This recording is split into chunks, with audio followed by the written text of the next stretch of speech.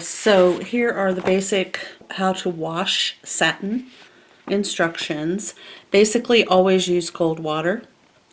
Satin can be washed by hand or by machine. Do not twist or wring the satin fabric. If you do wash it in a washing machine, use the delicate cycle. Rinse until the water runs clear. To remove excess water, roll it up in a towel and then just press down with your hands. Do not wring. Do not dry in a dryer. It can cause satin fabric to shrink or pill, so you would air dry. So yesterday, or in the last video I did, I had said I was going to just throw it in the washing machine with towels and wash it and then throw it in the dryer. I don't think we need to do that, but I do want to try one of these two pieces in the washing machine on the delicate cycle, and the other one I am going to wash by hand. So the way to mark which one is going where, I'm going to cut the corners off of the one that's going through the washing machine.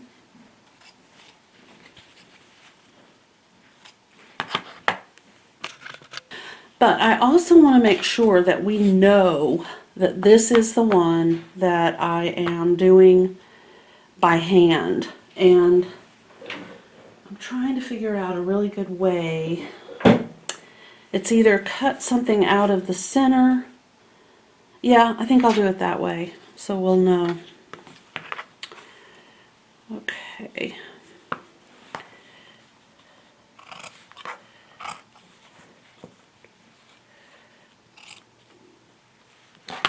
Alright, so this is the one that I will wash by hand. This is the one that I will wash in the washing machine. I will bring them back at the end of this video so that you can see how they look. They might still be wet. I don't know. By hand, by machine. Okay, I know it probably seems a little random to be stuck right in the middle of this video, but I'm trying to kind of get things done. I'm trying to tie up loose ends, just kind of trying to take care of a few things.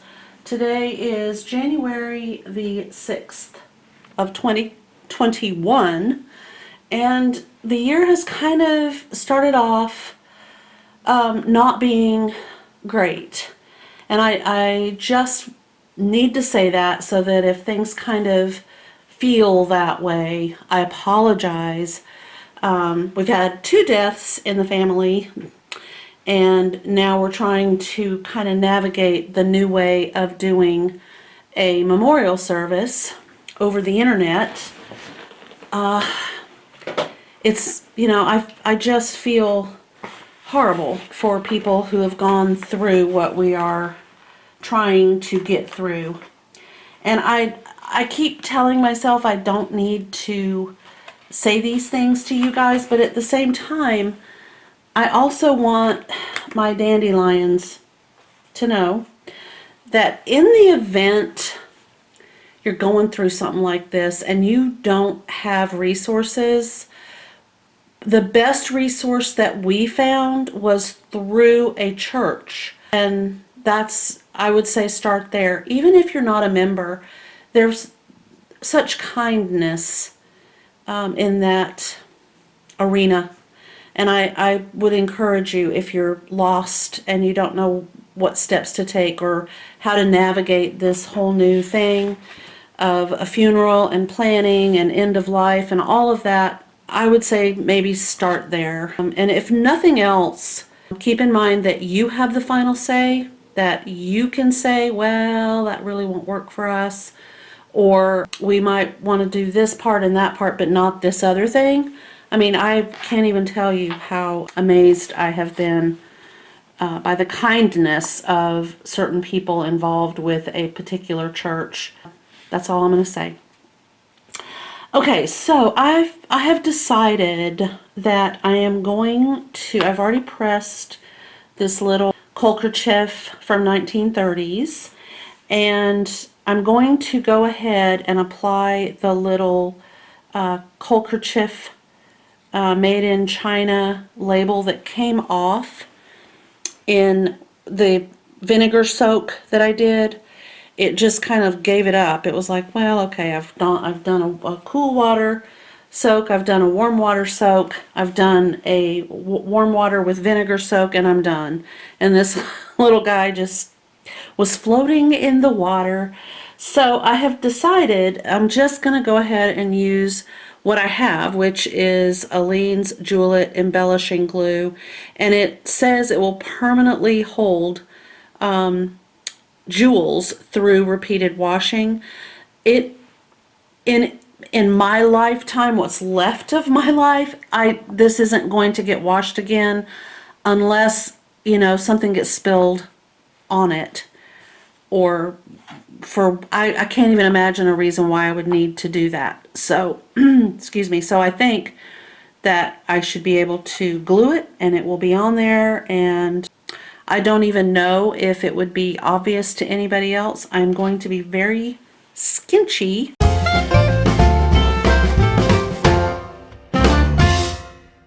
with the glue. I'm going to I have this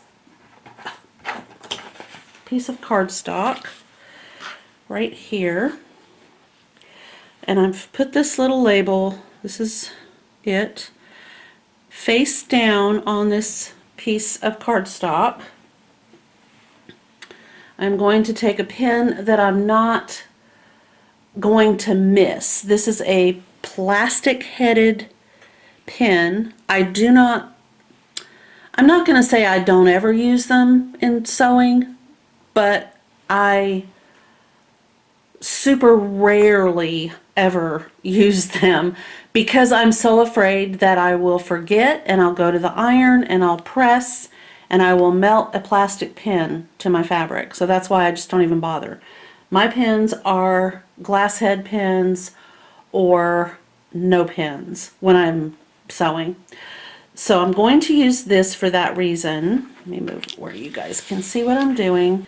Okay, and I'm just going to take a bit of this glue, and I haven't used it in a long time.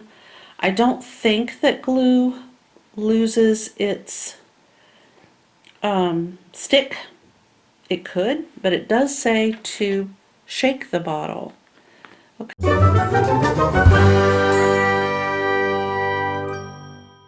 Okay, I'm going to put just a little, maybe in the corner where I can cut it off. Okay, that's probably way more than I need.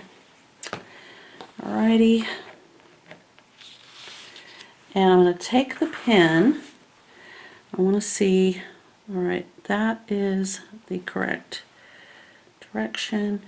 And I'm going to just put some of this glue on the pointy part of the pen and spread it out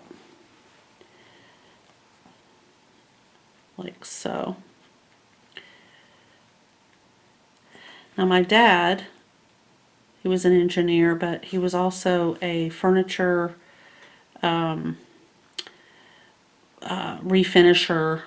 you know, just as a hobby. He would take old antiques and refinish them.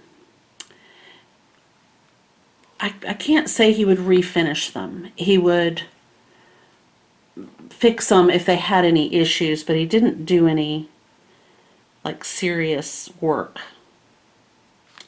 Okay, I do not want this, whoa, I do not want this to stick to this piece of paper, so I'm going to lift it off. But anyway, what I was going to say is he would say let the glue sit for just a minute, and it helps it become a little bit stickier, which always seemed kind of risky to me, like won't it just dry? So I've never been really good at waiting. Let me cut this. I don't want this to get on anything, so I'm just going to go ahead and get rid of this. Alrighty, so we should be fairly good to go. Now I want to make sure I'm putting it on the wrong side of my little kerchief. Yeah. Alright, so this is the wrong side. And it was just down in a corner, kind of like so. Oh, my fingers are sticky. Alright, and now I'm going to use this part to kind of do this. I'm just kind of, I think you can see.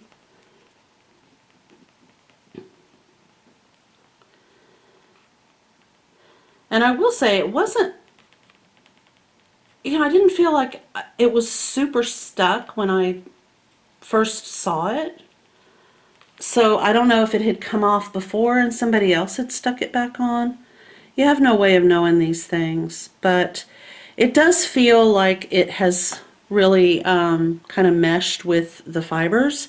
So I'm going to take it to the ironing board, cover it with my press cloth, and just kind of hit that with the iron, and we'll see what happens. I'll be right back.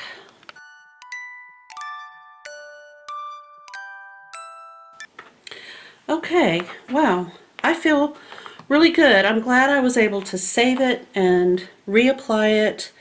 I feel like it's an appropriate fix for what I have. I'm happy with it. I don't want it to be one of those items that gets put in a box and forgotten about. When I come back, we will be working on, I do need to go wash the satin. I'll probably do that too.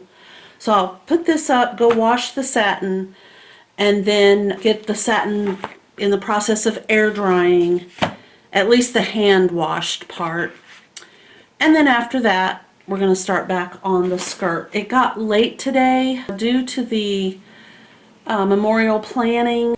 Time really isn't mine right now. You go through that phase. This video will go up. It just might be kind of short.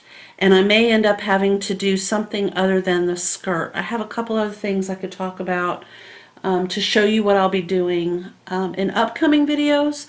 And then we can hopefully get back on track. Oh, my bread is ready. I hear the oven timer beeping at me. So, okay, so I'm going to take care of a few things, and when I come back, I will have decided about the skirt or the other projects. Alright guys, I am back. I'm going to show you a picture of my bread off of my phone. I may post it with the video, but, and no, it is not sourdough. It's, oh, there's a light. It's my recipe for a very basic white bread. So I used my cast iron Dutch oven with just my regular bread dough in there. Okay, I washed the by hand piece and I rolled it up in these paper towels. I just decided to use paper towels to kind of do this, and I'm trying to show that this is the way you would do it if you actually had a terry cloth towel. Just, you don't want to twist it, so don't roll this all up and then twist it. It just it will potentially cause your fabric to pull and be kind of out of whack. But this has washed up absolutely beautifully. If you wanted, I think if you wanted to wash your satin, in this case, this particular satin, which my daughter purchased at Joann, I am not seeing any indication that the fabric is stressed out, other than, of course, the shredding here. So I'm happy with the way, it's still wet, by the way. It has not dried all the way. I'm going to hang it up over here. I think I'll just pin it. I'll show you what I've done so you can see as well, and I'll save the paper towel for something else.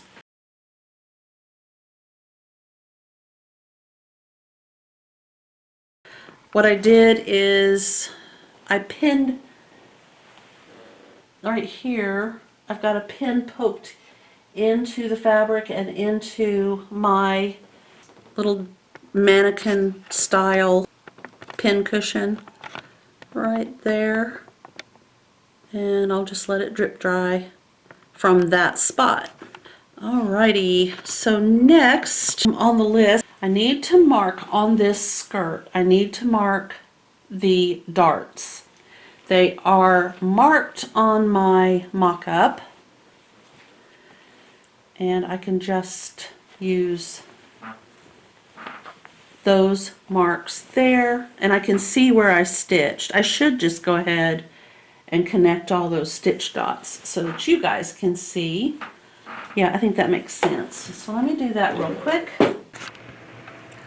So I wanted visual representation all the way from the top to the bottom of those darts. And using the stitch lines that I had used before when I actually stitched those darts, I'm drawing lines with a permanent ink pen that I can then use to chalk lines on the satin skirt with and any other skirt moving forward. So this is the back, and I'm going to go ahead and mark both of those darts because they are unique to the back measurements for my daughter. That is a mock-up that fits her. So each of those darts would be slightly different. Okay, so I'm not really sure what I was going on about, but evidently something. Oh, the distance between, right, I'm just now discussing how each one is slightly different. Not in length, but in width and the placement.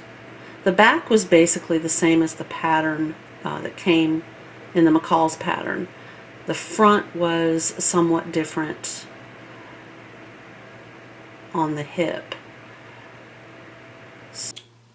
I need to mark the actual skirt that I have put together. All right, let me back you guys up just a bit, and let's just see how we are going to mark the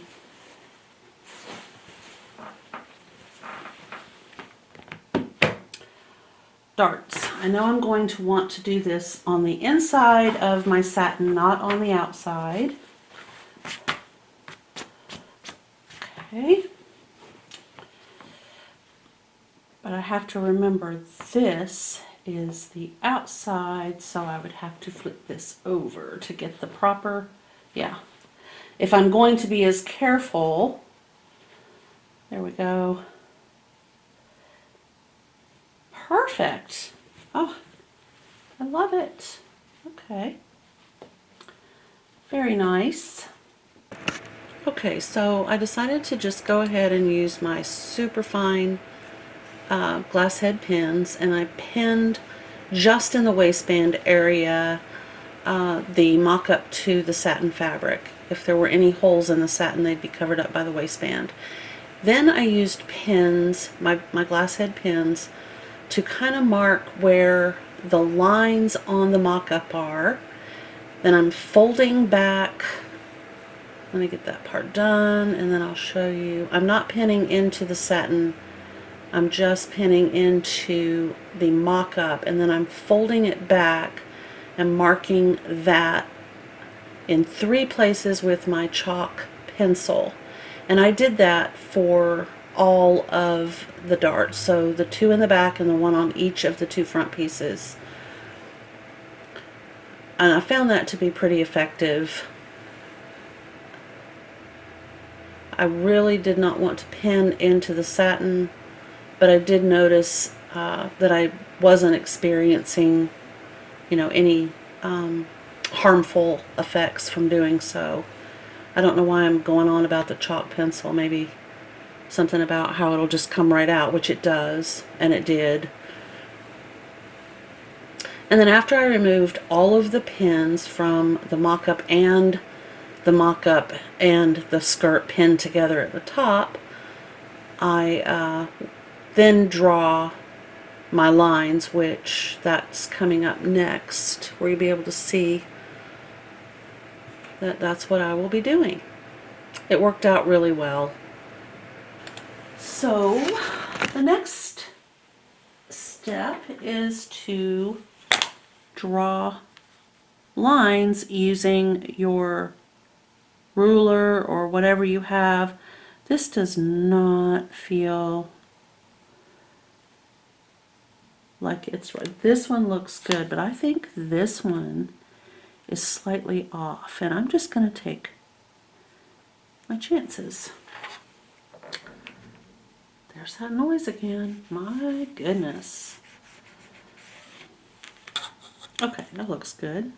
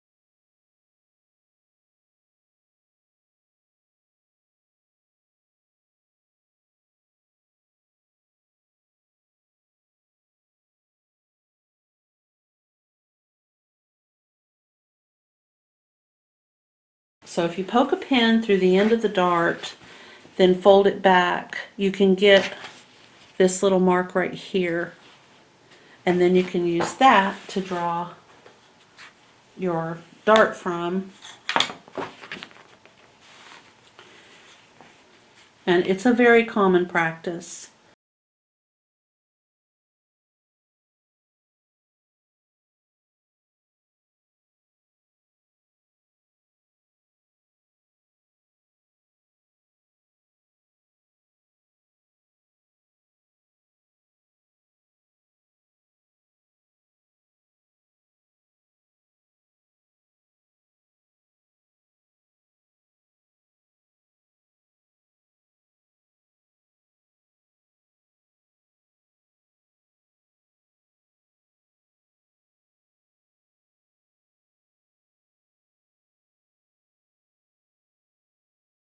Just go ahead, get this sharpened, and yes, I use this little tiny terracotta pot to hold that because I can't find the plastic base, and that's fine.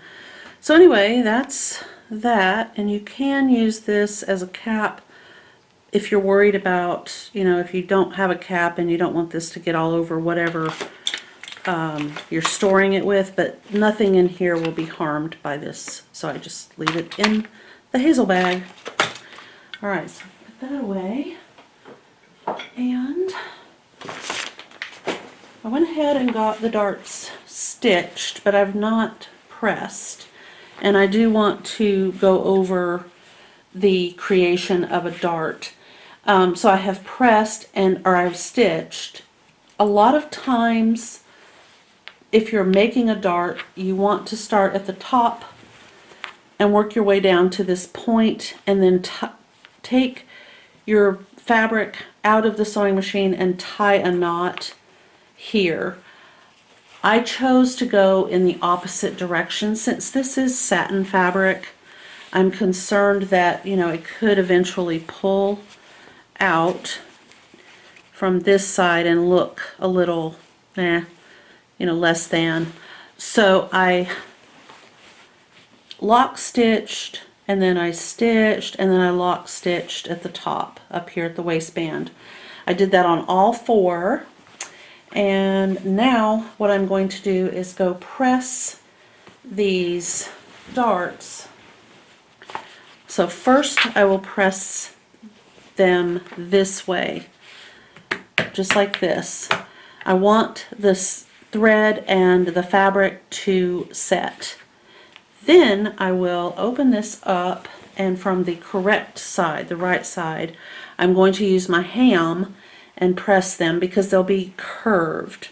They're not a flat seam like this side seam is. They're kind of a curved seam, and I want them to have that curve. So I will fold them back, press, and then open it up, put it on the ham, and press it again. I'm going to do that with all 4, and then I will come back and show you the results. And if you're not sure about what a ham is, I'll show you that in just a moment. So this is a ham, and it's a perfect tool for the sewing room because you can lay your fabric right on top. It's wool, and they generally have wood shavings packed inside. They're nice and firm, and I just like to use it to kind of help create a curve when I'm pressing. Even if I'm using a really low setting on the iron, you can use a high setting and get this nice and hot, and then turn your iron down and use the cooler setting up here. And then if you have a clapper, which is a piece of wood that will absorb the heat and cool this down, you can also do that. But I generally just use my hands, especially on a satin. Okay, so I've got all of them pressed, and one thing I wanted to mention also is that I pressed the front dart and the back dart toward the side seam on both sides. So I have a front dart here and a back dart here, and they're both facing this side seam. So you can see here's this dart, and the fabric is pointing over toward this side seam, and this is the front dart here, and it is facing this side seam. So they're all kind of going in that direction instead of just all whichever way, you know. Alright, so this is the back of the skirt. I think it looks really nice. And then I have one front and the other front. So next up is designing that waistband. And I feel strongly that that is going to require a lot of fiddliness that I'm not going to have time for, unfortunately, today. So I'm going to put this project aside for today, and then tomorrow, being Thursday, I should be able to do another video to get the waistband designed to fit to this skirt. I need to work on this. It's like a weird little thing. I can tell it wants to come out. I'll use the ham to press it out, but having to use a low temp iron, you just have to be patient. You might have some of that going on.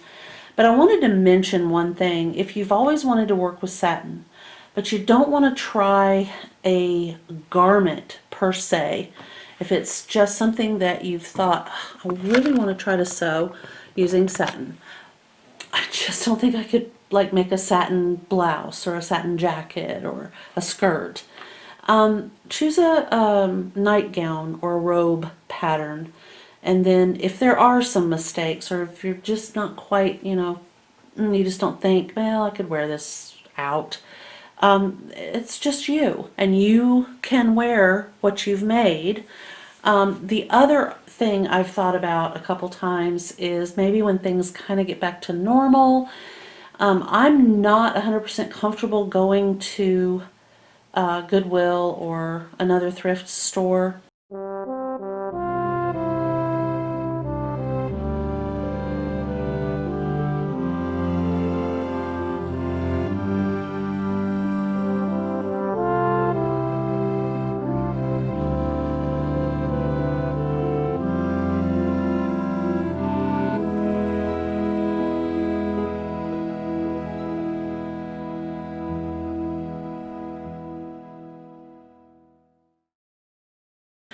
You could try purchasing like a satin wedding gown that belonged to someone else and just cut that fabric.